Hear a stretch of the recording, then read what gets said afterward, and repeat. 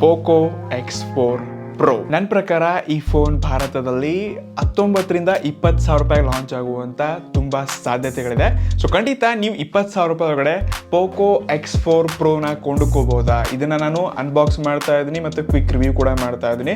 So ಖಂಡಿತ ಪೂರ್ತಿಯಾಗಿ ನೋಡಿ, ಸಖತ್ ಇನ್ಫಾರ್ಮೇಶನ್ ಸಿಗತ್ತೆ. ಮೊದಲನೇದಾಗಿ ಬಾಕ್ಸ್ ನ ನೀವಿಲ್ಲಿ ನೋಡ್ತಾ ಇರುವಂತದ್ದು ಪೇಪರ್ ಬ್ಲಾಕ್ ಕಲರ್ ಇದೆ, ಮೇಲೆ POCO X4 Pro 5G ಅಂತ ಇದೆ. ಸೊ ಹಿಂದಿನ ಭಾಗ ಕೆಲವೊಂದು ಕೀ ಸ್ಪೆಸಿಫಿಕೇಶನ್ ಒಂದಿಗೆ ನನ್ನ ಹತ್ರ ಇರೋದು ಲೇಸರ್ ಬ್ಲೂ 8128GB ಇದೆ. Okay, done. ಬಾಕ್ಸ್ ಅನ್ನ ಓಪನ್ ಮಾಡಿದ ತಕ್ಷಣ ಒಳಗಡೆ ಮತ್ತೊಂದು ಚಿಕ್ಕ ಬಾಕ್ಸ್.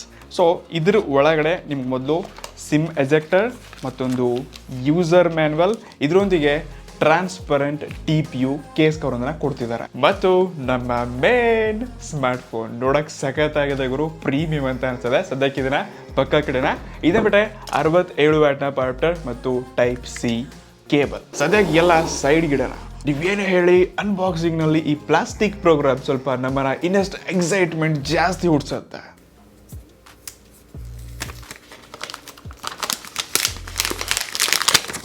ನಿಜವಾಗ್ಲೂ ಕ್ರೇಜಿ ಅದ್ಭುತ ಡಿಸೈನ್ ಹೋಗು ಮುಂತಿದೆ.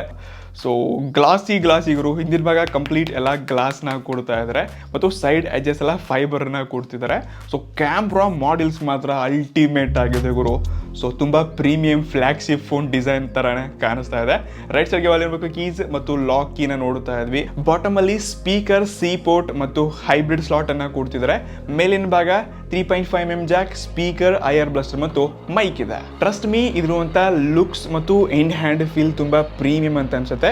ಮತ್ತು ಸ್ಲಿಮ್ ಲೈಟ್ ವೇಟ್ ಕೂಡ ಇದೆ ಕಂಪೇರ್ ಟು POCO X3 Proಗೆ 6000 mAh ಇತ್ತು. ಸೊ ಇಲ್ಲಿ 5000 mAh ಬ್ಯಾಟರಿ ಕೊಟ್ಟು 205 ಗ್ರಾಮ್ಸ್ ಈ ಫೋನ್ ವೇಟ್ ಇದೆ. ಸೊ ಲುಕ್ಸ್ ವೈಸ್ ಪ್ರೀಮಿಯಂ ಅನ್ಸುತ್ತೆ, ಡಿಸೈನ್ ಮಾತ್ರ ಅಲ್ಟಿಮೇಟ್ ಆಗಿದೆ. ಇನ್ನು ಈ ಫೋನ್ ಮತ್ತೊಂದು ಅದ್ಭುತ ಫೀಚರ್ ಅಂತಂದ್ರೆ ಇದರಂತ ಡಿಸ್ಪ್ಲೇ 6.67 ಇಂಚಸ್ ಇರುವಂತ ಫುಲ್ HD+ AMOLED ಪ್ಯಾನಲ್ ನ ಕೊಡ್ತಾ ಇದ್ರೆ. ಇದು 120 Hz ಸ್ಕ್ರೀನ್ ರಿಫ್ರೆಶ್ ರೇಟ್ ಗೆ ಸಪೋರ್ಟ್ ಆಗುತ್ತೆ. ಮತ್ತೆ 1200 ಪೀಕ್ ಬ್ರೈಟ್ನೆಸ್ ನ ನೋಡ್ತಾ ಇದ್ವಿ. ನಿಜವಾಗ್ಲೂ ಈ ಪ್ರೈಸ್ ರೇಂಜ್ ಅಲ್ಲಿ one of the best display ಅಂತ ಹೇಳ್ಕೋಬಹುದು. ಸೊ ಇದರಲ್ಲಿ ವಿಡಿಯೋಸ್ ನೋಡ್ಬೇಕಾದ್ರೆ ಮತ್ತೆ ಕೆಲವೊಂದು ಟೈಮ್ ಗೇಮ್ ಆಟ ಆಡಬೇಕಾದ್ರೆ ಇರುವಂತ ಎಕ್ಸ್ಪೀರಿಯನ್ಸ್ ಅಲ್ಟಿಮೇಟ್ ಆಗಿದೆ. ಸೊ ಇದು one of the best flagship feature, ಅದು ಈ ಪ್ರೈಸ್ ರೇಂಜ್ ಅಲ್ಲಿ ಸಿಗ್ತಾರೆ ಅಂತ ಹೇಳ್ಕೋಬಹುದು. ನಾನಂತೂ ಈ ಡಿಸ್ಪ್ಲೇ ಫ್ಯಾನ್ ಆಗಿಬಿಟ್ಟಿದ್ದೀನಿ. ಸೊ ಸಖತ್ ಆಗಿರುವಂತ ಡಿಸ್ಪ್ಲೇ ಬಜೆಟ್ ರೇಂಜ್ ಅಲ್ಲಿ ಕೊಡ್ತಿದ್ರೆ ಅದಕ್ಕೆ ಇದಕ್ಕೆ ಫ್ಯಾನ್ ಆಗಿದ್ದೀನಿ. ಸೊ ಹೊರಗಡೆ ಬ್ರೈಟ್ನೆಸ್ ಕೂಡ ನಿಮ್ಗೆ ಯಾವುದೇ ಪ್ರಾಬ್ಲಮ್ಸ್ ಗಳು ಆಗಲ್ಲ. ನೀವು ಔಟ್ಡೋರ್ ಕೂಡ ಆರಾಮಾಗಿ ಇದನ್ನ ಯೂಸ್ ಮಾಡ್ಕೋಬಹುದು. ಮತ್ತು ಇದರಂತ ಸೌಂಡ್ ಕ್ವಾಲಿಟಿ ಏನಿದೆ, ನಾನು Pro Plus Redmi note 11 Pro Plus ಎಲ್ಲ ಯೂಸ್ ಮಾಡಿದೆ, ಅದಕ್ಕಿಂತ ಬೆಟರ್ ಅನ್ಸ್ತಾ ಇದೆ. ಸೊ ಒಂದ್ಸರ್ತಿ ನೀವು ಆಡಿಯೋ ಕ್ವಾಲಿಟಿನ ಇಲ್ಲಿ ಕೇಳಿಸ್ಕೊಳ್ಳಿ ಆಯ್ತಾ.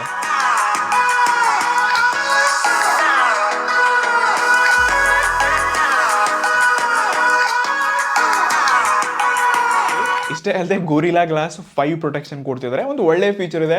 ಸೊ ವಿವಿಂಗ್ ಆಂಗಲ್ಸ್ಗಳು, ಬೆಜಲ್ಸ್ ಮತ್ತೆ ಪಂಚ್ ಹೋಲ್ ಕಟ್ಔಟ್ ಒಂದಿಗೆ ತುಂಬಾ ಪ್ರೀಮಿಯಂ ಎಕ್ಸ್ಪೀರಿಯನ್ಸ್ ನ ಕಂಡಿದ್ದೀನಿ. ಸೊ ಇದು ಈ ಪ್ರೈಸ್ ರೇಂಜ್ ಅಲ್ಲಿ one of the best display. ಇನ್ನು ನಾವೆಲ್ಲ POCO X ಸೀರೀಸ್ ಅಂದ ತಕ್ಷಣ ನಮ್ಮ POCO X3 Pro beast gaming ಅಲ್ಲಿ ತುಂಬಾ ಚೆನ್ನಾಗಿತ್ತು. Snapdragon 860 ಕೊಟ್ಟಿದ್ರು. ಸೊ ಇದೆಲ್ಲ ತುಂಬಾ ತಲೆಯಲ್ಲಿ ಬರುತ್ತೆ. ಬಟ್ ಈ ಸರ್ತಿ POCO X4 Pro ನಲ್ಲಿ Snapdragon 695 ಪ್ರೊಸೆಸರ್ ಕೊಡ್ತಿದ್ದಾರೆ.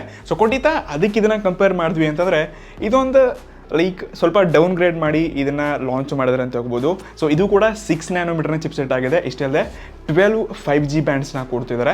ಸೊ ಬಜೆಟಲ್ಲಿ ಎಲ್ಲ ಕಂಪ್ನಿಗಳು ಇದೇ ಪ್ರೊಸೆಸರ್ ಹಿಂದೆನೇ ಹೋಗ್ತಾ ಇದೆ. ಸೊ ರೀಸೆಂಟ್ಲಿ iQOO Z6 ನೋಡಿದ್ವಿ, ರೆಡ್ಮಿ ನೋಟ್ 11 Pro Plus ನೋಡಿದ್ವಿ. ಇನ್ನೂ ತುಂಬ ಫೋನ್ಸ್ಗಳು Snapdragon 695 ಒಂದಿಗೆ ಬರ್ತಾ ಇದೆ. ಸೊ ಇದರಂಥ ಪರ್ಫಾರ್ಮೆನ್ಸ್ ನಿಜವಾಗ್ಲೂ ಬಜೆಟಲ್ಲಿ ನಾನು ಒಂದು ಒಳ್ಳೆ ಎಕ್ಸ್ಪೀರಿಯನ್ಸ್ನ ಕಾಣ್ತಾ ಇದ್ದೀನಿ. ಸೊ ಇದರಲ್ಲಿ BGMI ಎಲ್ಲ ಟೆಸ್ಟ್ ಮಾಡಿದ್ದೀನಿ, ತುಂಬ ಸ್ಮೂತ್ ಮತ್ತು ಒಂದು ಒಳ್ಳೆ ಗೇಮ್ ಪ್ಲೇನ ಕಂಡಿದ್ದೀನಿ. ಸೊ ಒಂದ್ಸರ್ತಿ ಈ ಗೇಮಿಂಗ್ ಎಕ್ಸ್ಪೀರಿಯನ್ಸ್ನ ಲೈವ್ ನೋಡಿ. ಸತ್ಯ ಗುರು ಚಟ್. ನನಗೆ ಮೊದಲಿಂದ PC-ನಲ್ಲಿ ಆಡೋ ಅಭ್ಯಾಸ ಆಯಿತಾ. ಸೊ ಮೊಬೈಲಲ್ಲಿ ಆಡೋಕ್ಕೆ ಬರೋಲ್ಲ. ಸೊ ಆದರೂ ಟ್ರೈ ಮಾಡ್ತಿದ್ದೀನಿ, ಯಾವಾಗಾದ್ರೂ ಗೇಮಿಂಗ್ ಟೆಸ್ಟ್ ಸಲುವಾಗಿನೇ ಬಂದಿರ್ತೀನಿ. ನೋಡಿ ಮಗನೇ ನನಗೆ ಹೊಡಿತಾವ. ನೋಡಿ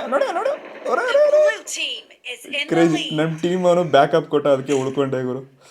ಇವಾಗ ಹೋಗಿ ಹಾಕೋಣ ರೀ. ಶೇಟ್ ಮೂವ್ಸ್ ಎಲ್ಲ ಸ್ವಲ್ಪ ಮೂವ್ಮೆಂಟ್ ಸಖತ್ತಾಗಿದೆ ಗುರು ಮೊಬೈಲಲ್ಲಿ ಅಂತ. ಅಡಿ ಸ್ಕೋಪ್ ಇಲ್ಲದೆ ಹೊಡಿತೀವಿ ಗುರು. ಜೋಕ್ ಮಾಡ್ತಿದ್ದೀನಿ. ನಿಜವಾಗ್ಲೂ ಗೇಮಿಂಗ್ ಎಕ್ಸ್ಪೀರಿಯನ್ಸ್ ಇದರಲ್ಲಿ ಸಖತ್ತಾಗಿದೆ. ಬಟ್ ಈ ಬಾಂಬ್ ಹಾಕಿದ ಗುರು, ಮೇಡ್ ಹಾಕ.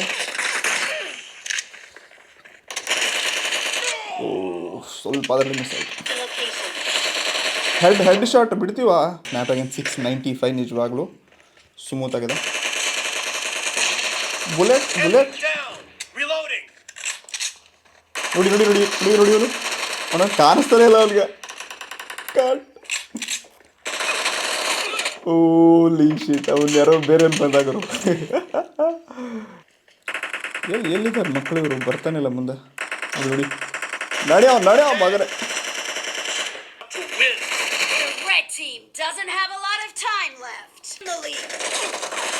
35 ಆಲ್ಮೋಸ್ಟ್ ಒಂದೇ ಕಿಲ್ಗರು. ಬಜೆಟಲ್ಲಿ ಒಳ್ಳೆ ಗೇಮಿಂಗ್ ಎಕ್ಸ್ಪೀರಿಯನ್ಸ್ ಏನೋ ಕಾಣ್ತಿದ್ವಿ. ಬಟ್ X3 Proನಲ್ಲಿ ಯಾವ ರೀತಿ ಅಲ್ಟ್ರಾ ಲೆಜೆಂಡ್ ಎಕ್ಸ್ಪೀರಿಯನ್ಸ್ ಇತ್ತು ಆ ರೀತಿ ಎಕ್ಸ್ಪೀರಿಯನ್ಸ್ ಇಲ್ಲ. ಬಟ್ ಸ್ಟಿಲ್ ಇದು ಕೂಡ ಒಂದು ಒಳ್ಳೆಯ ಪ್ರೊಸೆಸರ್. ಇದು ಸಾಫ್ಟ್ವೇರ್ ಮತ್ತು ಯೂಸೇಜ್ ನನಗೆ ಹೇಗೆ ಫೀಲ್ ಆಯಿತು ಈ ಫೋನ್ನ ಎಕ್ಸ್ಪೀರಿಯನ್ಸ್ ಅಂತ ನೀವು ಕೇಳಿದ್ರೆ, ಇದು UFS 2.2 LPDDR4X ರ್ಯಾಮನ್ನು ಒಳಗೊಂಡು ಬರ್ತಾ ಇದೆ.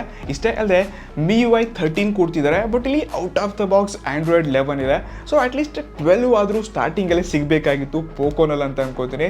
ಸೊ ಈಗ ಆಲ್ರೆಡಿ X3 Proಗೆ 12 ಅಪ್ಡೇಟ್ ಬಂದಿದೆ ಅಲ್ವಾ ಗೊತ್ತಿಲ್ಲ. ಬಟ್ ಇಲ್ಲಿ ಇನ್ನೂ 11 ಇದೆ, ಇಲ್ಲಿ ಅಪ್ಗ್ರೇಡ್ ಮಾಡಬೇಕಾಗಿತ್ತು. ಬಟ್ ಇಲ್ಲಿ ಬ್ಲಾಟ್ ವೇರ್ಸ್ಗಳು ಕೂಡ ಸ್ವಲ್ಪ ಜಾಸ್ತಿ ಹಾಕತ್ತೆ. ಮಿಡ್ ಎಂಡಲ್ಲಿ ಎಲ್ಲ ಕಂಪ್ನಿಗಳು ಹಾಕತ್ತೆ, ಬಟ್ ಇದರಲ್ಲಿ ಸ್ವಲ್ಪ ಜಾಸ್ತಿ ಇದೆ. ಅದನ್ನು ನೀವು ಅನ್ಇನ್ಸ್ಟಾಲ್ ಕೂಡ ಮಾಡ್ಕೋಬೋದು.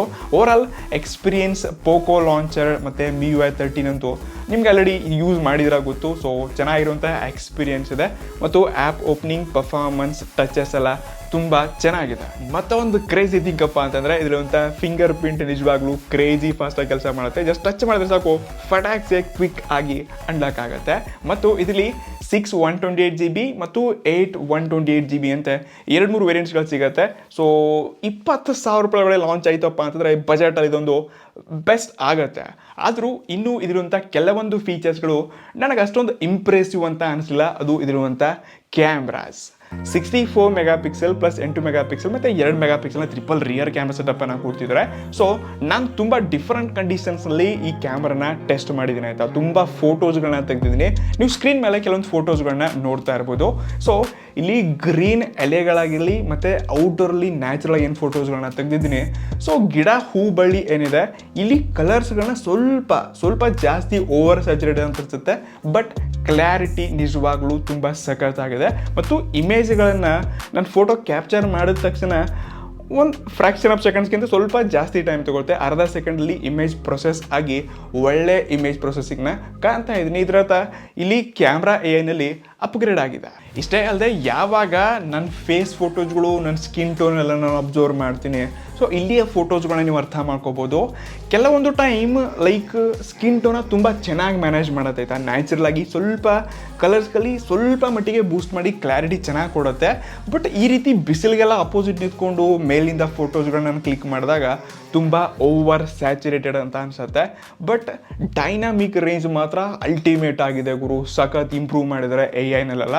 ಸೊ ಇಷ್ಟೇ ಅಲ್ಲದೆ ಇಲ್ಲಿರುವಂಥ ಕ್ಲಾರಿಟಿ ಹೇಗೋ ಏನೋ ಗೊತ್ತಿಲ್ಲ, ಕ್ಲಾರಿಟಿ ಚೆನ್ನಾಗಿದೆ. 64 ಮೆಗಾಪಿಕ್ಸಲಲ್ಲಿ 64 ಥರ ಕೆಲಸ ಮಾಡ್ತಿದೆ. ಸೊ ಕ್ಲಾರಿಟಿ ಇಷ್ಟ ಆಯಿತು. ಇನ್ನೊಂದು ಸ್ವಲ್ಪ AI-ನಲ್ಲಿ ಕಲರ್ ಆ್ಯಕ್ಯುರೇಸಿ ಮತ್ತು ಕಲರ್ ಕರೆಕ್ಷನ್ಸ್ನ ಸರಿಯಾಗಿ ಮಾಡ್ತು ಅಂತಂದರೆ ಇದು ಅಲ್ಟಿಮೇಟ್ ಬೆಸ್ಟ್ ಕ್ಯಾಮ್ರಾ ಆಗುತ್ತೆ. ಇದು ಸೆಲ್ಫಿ ಕ್ಯಾಮ್ರಾ ಬಗ್ಗೆ ಸ್ವಲ್ಪ ಜಾಸ್ತಿನೇ ಮಾತಾಡಿದ್ದೀನಿ. ಸೊ ಇಲ್ಲಿ ಫೋಟೋ ಸ್ಯಾಂಪಲ್ಸ್ಗಳನ್ನ ನೋಡ್ಕೋಬೋದು. 16 ಮೆಗಾಪಿಕ್ಸೆಲ್ನ ಸೆನ್ಸರ್ ಕೊಡ್ತಿದ್ದಾರೆ. ಸೊ ಕ್ಲಾರಿಟಿ ನಿಜವಾಗ್ಲೂ ಅಲ್ಟಿಮೇಟ್ ಆಗಿದೆ ಮತ್ತು ಸ್ಕಿನ್ ಟೋನನ್ನು ಪ್ಯೂರ್ ನ್ಯಾಚುರಲ್ ಆಗಿ ತೊಗೊಳುತ್ತೆ. ಸೊ ಇದೇ ಒಂದು ಖುಷಿ ಆಯ್ತು ನನಗೆ. ಬಟ್ ಡೈನಾಮಿಕ್ ರೇಂಜ್ ರಿಯರ್ ಕ್ಯಾಮ್ರಾದಲ್ಲಿ ಯಾವ ರೀತಿ ನೋಡ್ಕೊಂಡ್ವಿ ಅಷ್ಟೊಂದು ಕಲರ್ಫುಲ್ ಕ್ಲಾರಿಟಿ ಇಲ್ಲ. ಬಟ್ ಮೇನ್ ಆಬ್ಜೆಕ್ಟ್ನ ಫೋಕಸ್ ಮಾಡಿ ಸೆಲ್ಫಿ ಪಿಕ್ಚರ್ಸ್ಗಳು ಕ್ಲಾರಿಟಿಯೊಂದಿಗೆ ಸಿಗುತ್ತೆ. ಆದರೂ ಇದರಲ್ಲಿ ಒಂದು ಡಿಸಪಾಯಿಂಟ್ಮೆಂಟ್ ಏನಪ್ಪ ಅಂತಂದರೆ ಇದರಲ್ಲಿ 1080p 30 FPS ತನಕ ಮಾತ್ರ ರೆಕಾರ್ಡ್ ಮಾಡ್ಕೋಬೋದಾಯ್ತಾ. ಇಲ್ಲಿ ನಿಮಗೆ 60 FPS ತನಕ ಸಿಗಲ್ಲ. ಅದನ್ನ ಬಿಟ್ಟರೆ 4K ರೆಕಾರ್ಡ್ ಕೂಡ ಮಾಡೋಕ್ಕಾಗಲ್ಲ. ಸೊ ಇದು ಹಿಂದಿನ ಕ್ಯಾಮ್ರಾದಲ್ಲಾಗಿರಲಿ ಮುಂದಿನ ಕ್ಯಾಮ್ರಾದಲ್ಲಿ ಸೇಮ್ ಇದೆ. ಯಾಕೆ ಈ ರೀತಿ ಕಂಪ್ನಿಗಳು ಮಾಡ್ತಿದೆ ಅಂತ ಗೊತ್ತಿಲ್ಲ. ಇವಾಗ ಮೋಜ್, ಟಿಕ್ಟಾಕ್, ರೀಲ್ಸ್ ಎಷ್ಟೋ ಜನ ವೀಡಿಯೋ ಮಾಡೋಕ್ಕೆ ಸಾಯ್ತಾ ಇದ್ದಾರೆ. ಸೊ ಅಂಥ ಟೈಮಲ್ಲಿ 20,000 ರೂಪಾಯಿ ಹತ್ರ ಫೋನ್ಸಲ್ಲಿ ಕೂಡ 4K 60 FPS ತನಕ ಕೂಡ ನಾವು ರೆಕಾರ್ಡ್ ಮಾಡೋಕ್ಕೆ ಆಗ್ತಾಯಿಲ್ಲ. ಸೊ ಕಮಾನ್, ಇಲ್ಲಿ ಅಪ್ಗ್ರೇಡ್ ಮಾಡಬೇಕು ಕಂಪ್ನೀಸ್. ಹಿಂದಿನ ಸೀರೀಸೆಲ್ಲ ಕೊಟ್ಟಿದ್ದಾರೆ ಆಯಿತಾ, 4K ರೆಕಾರ್ಡ್ ಕೂಡ ಕೊಟ್ಟಿದ್ದಾರೆ. ಬಟ್ ಇವಾಗ ಟ್ರೆಂಡಿಂಗಲ್ಲಿ ಏನಿದೆ ಅದನ್ನು ನಾವು ಎಕ್ಸ್ಪೆಕ್ಟ್ ಮಾಡ್ತಾ ಇದ್ವಿ. ಬಟ್ ಸ್ಟಿಲ್ ಫೋಟೋಗ್ರಾಫಿಗೆ ಈ ಫೋನಲ್ಲಿರುವಂಥ ಕ್ಯಾಮ್ರಾ ಚೆನ್ನಾಗಿದೆ. ಇನ್ನು ಕೊನೆಯದಾಗಿ ಇದರಂಥ ಬ್ಯಾಟ್ರಿ 5000 mAh ಬ್ಯಾಟ್ರಿಯೊಂದಿಗೆ 67 ವ್ಯಾಟ್ನ ಪವರ್ ಹೀಟರ್ ನಿಮಗೆ ಬಾಕ್ಸ್ ಒಳಗಡೆ ಸಿಗ್ತಾ ಇದೆ. ಸೊ ಖಂಡಿತ ಈ ಪ್ರೈಸ್ ರೇಂಜಲ್ಲಿ ಬೇರೆ ಬ್ರ್ಯಾಂಡ್ಸ್ಗಳೊಂದಿಗೆ ಹೋಲಿಸಿ 20,000 ರೂಪಾಯಿಗೆ ನೋಡಿದ್ವಿ ಅಂತಂದರೆ ಸೊ ಇದು ಕೂಡ ಒಂದು ಬೆಸ್ಟ್ ಫೀಚರ್ ಇದೆ. ಮತ್ತು ನಾನು ಇದನ್ನು ಯೂಸ್ ಮಾಡಿರೋ ಪ್ರಕಾರ ಬ್ಯಾಟ್ರಿ ಬಾಳಿಕೆ ನಿಜವಾಗ್ಲೂ ಸಖತ್ತಾಗಿದೆ. ಸೊ ತುಂಬ ಒಳ್ಳೆ ಬ್ಯಾಕಪ್ಪನ್ನು ಹಾಕೊಂಡಿದ್ದೀನಿ. ಓವರಾಲ್ 19ರಿಂದ 20,000 ರೂಪಾಯಿ ಈ ಫೋನ್ ಲಾಂಚ್ ಆಯಿತು ಅಂತಂದರೆ ಖಂಡಿತ ನಾನು ಓಪನ್ಲಿ ಇದನ್ನ ರೆಕಮೆಂಡ್ ಮಾಡಬಲ್ಲೆ. ಇಷ್ಟಲ್ಲೇ ನಾನು ಪೋಕೋ X2 ಸೀರೀಸಿಂದ ಎಲ್ಲ ಫೋನ್ಸ್ಗಳನ್ನ ಬಂದಿದ್ದೀನಿ, ಸಿಮ್ ಕಾರ್ಡ್ ಹಾಕಿ ಯೂಸ್ ಮಾಡಿದ್ದೀನಿ. ಸೊ ಒಂದು ಒಳ್ಳೆ ಎಕ್ಸ್ಪೀರಿಯನ್ಸ್ ಇದೆ. ಡೆಡಿಕೇಟೆಡ್ ಆಗಿ ಏನೋ ಒಂದು ಹೈಲೈಟ್ ಮಾಡಿ ಜನರನ್ನ ಕ್ಯಾಚ್ ಮಾಡುವಾಗೆ ಹಲವಾರು ಫೀಚರ್ಸ್ಗಳನ್ನ ತೊಗೊಂಬಂದಿರ್ತಾರೆ. ಒಂದು ಇದರಂಥ ಡಿಸೈನ್ ಅಲ್ಟಿಮೇಟ್ ಆಗಿದೆ, ಡಿಸ್ಪ್ಲೇ ಟಾಪ್ ನಾಚ್ ಇದೆ, ಮತ್ತು ಬ್ಯಾಟ್ರಿ ಪರ್ಫಾರ್ಮೆನ್ಸ್ ಗೇಮಿಂಗಲ್ಲೆಲ್ಲ ಬಜೆಟಲ್ಲಿ ಒಂದು ಒಳ್ಳೆ ಎಕ್ಸ್ಪೀರಿಯನ್ಸ್ನ ಕಂಡಿದ್ದೀನಿ. ಸೊ ಕ್ಯಾಮ್ರಾದಲ್ಲಿ 4K ರೆಕಾರ್ಡ್ ಕೊಡಬೇಕಾಗಿತ್ತು, ಇನ್ನಷ್ಟು ಇಮೇಜ್ ಕ್ವಾಲಿಟಿನ ಇಂಪ್ರೂವ್ ಮಾಡುವಾಗೆ AI-ನ ಒಳಗೊಂಡು ಬರಲಿ ಅಂತ ಅನ್ಕೋತೀನಿ. ಓವರಾಲ್ ಇದೊಂದು ಬಿಟ್ಟರೆ ನನಗೆ ಈ ಫೋನ್ ಸಖತ್ ಅಂತ ಅನಿಸ್ತು. ಖಂಡಿತ ಈ ಫೋನ್ನ ನೀವು ಪರ್ಚೇಸ್ ಮಾಡ್ಕೋಬೋದು, ಕಾರ್ಡ್ ಆಫರ್ ಕೂಡ ಎಲ್ಲ ಸಿಗ್ತಾ ಇದೆ. ಸೊ ಬಾಕಿ ನಿಮ್ಗೆ ಏನು ಅನಿಸುತ್ತೆ? ನೀವು ಈ ಪೋಕೋ X4 Pro ಆಗಿರಲಿ ಅಥವಾ ರೆಡ್ಮಿ ನೋಟ್ 11 Pro Plus ಎರಡು ಸಿಮಿಲರ್ ಫೀಚರ್ಸ್ಗಳಿದೆ. ಇದರಲ್ಲಿ 64 ಮೆಗಾಪಿಕ್ಸೆಲ್ ಇದೆ ಮತ್ತು 11 Pro Plus ಅಲ್ಲಿ 108 ಮೆಗಾಪಿಕ್ಸೆಲ್ ಇದೆ. ಏನು ಡಿಫ್ರೆನ್ಸ್ ಇಲ್ಲ. ಸೊ ನಿಮ್ಗೆ ಏನು ಅನಿಸುತ್ತೆ ಎರಡೂ ಫೋನ್ಸ್ಗಳ ಬಗ್ಗೆ ಕೆಳಗಡೆ ಕಮೆಂಟ್ ತಿಳಿಸೋಕ್ಕೆ ಮರಿಬೇಡಿ. ಸಿಗೋಣ ಮುಂದಿನ ವಿಡಿಯೋಲಿ. ಅಲ್ರಿ guys in the next one.